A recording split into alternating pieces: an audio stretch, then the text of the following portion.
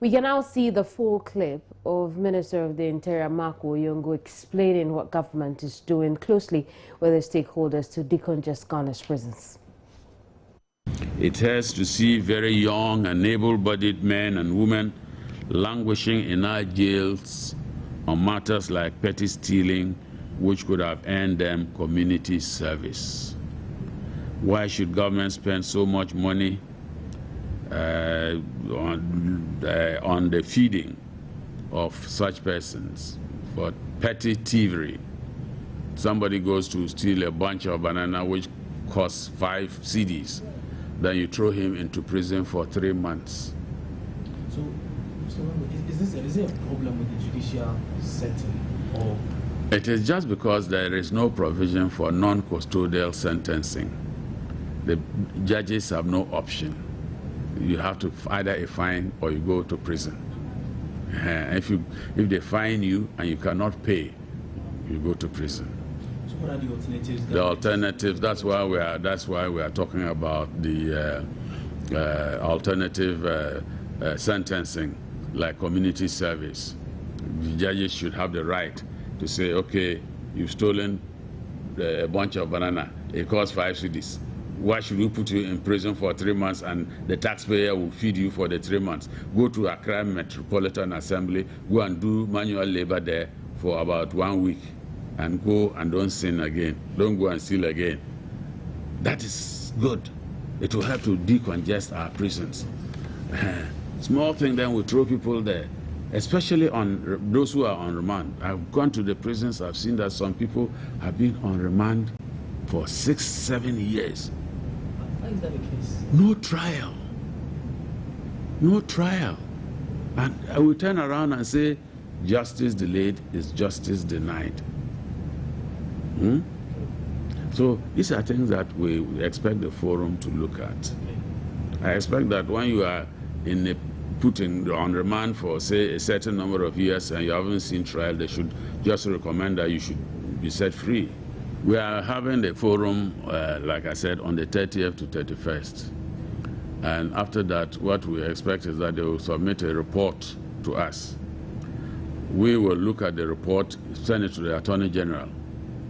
The Attorney General will look at it, they'll cross the I's and cross the T's and dot the I's and bring it back to us. Then we will send it to Cabinet. When we get the Cabinet approval, it will return to us and we send it to Parliament and to be passed as law. So it still lies in the remits of Cabinet to decide or not whether we are going to implement these? I know that they would want to do it because we've talked about it so many years now. For so many years we've been talking about it. We have not been bold enough to come out with it until now. And I think that it will be good for our country. Yeah.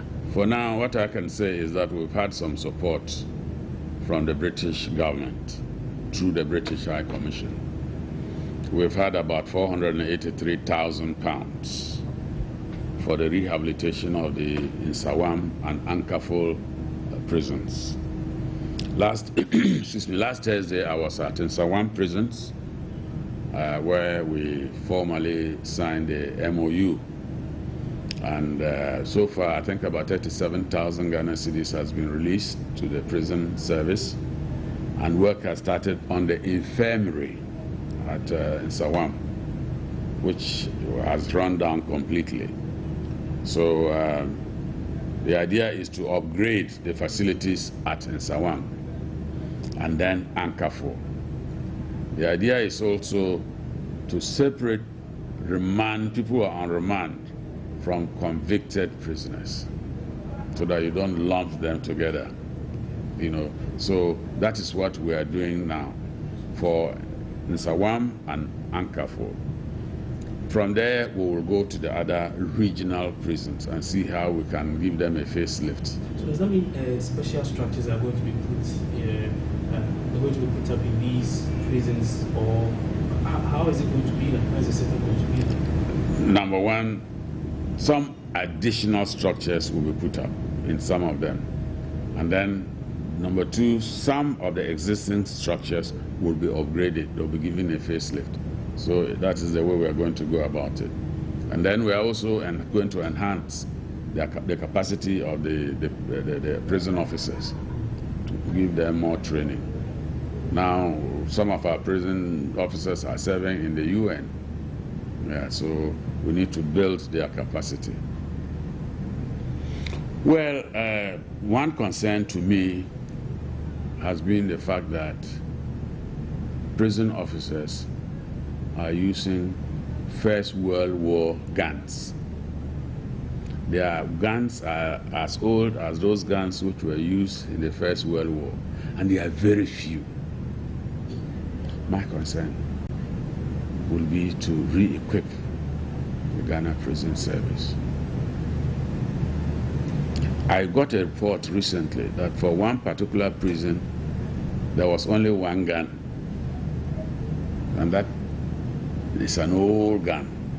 So I was asking myself, assuming there is a mutiny in the prison there, they can easily overpower the prison officers. And I thought that, immediately there was the need for us to equip them.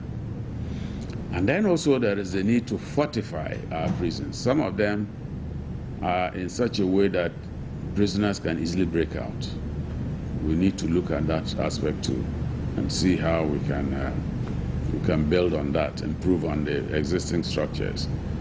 My concern also has to do with the fact that we do not have workshops so that while they are in prison, they can learn a trade, so that when they come out, at least they can do something useful to earn a decent living. These are things that we need to do. The other day I went to Ankafo and I saw the prisoners, the weaving kente cloth. It was beautiful. Very beautiful kente cloth. These are things that they can learn. When they come out, they can go and start up some business somewhere and earn a decent living. These are the things that we need to be looking at. So in re-equipping the prisons, is there money available? What can government do? It's going to be a gradual process.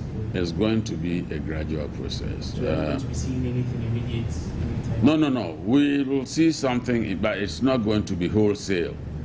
For example, we'll tackle them phase by phase. Phase one, we can tackle, say, the issue of infrastructure. We can tackle the issue of the equipment, the guns I'm talking about, the trucks that I'm talking about. I'm sure in the recent past you heard of prisoners being transported in commercial vehicles to court. Now, these are things that we need to address immediately, and I'm hoping that by next year we should be able to get some amount of transport for the prison service. So these are the things that, and it's going to be done gradually because of the budgetary constraints. Across all the prisons in the country, or there are specific prisons? We look at those which are worse off. Like in Sawam? Like in Sawam, that one is being catered for.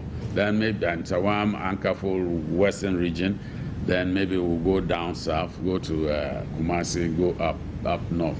Look at those which are worse off, then we tackle them. Yes.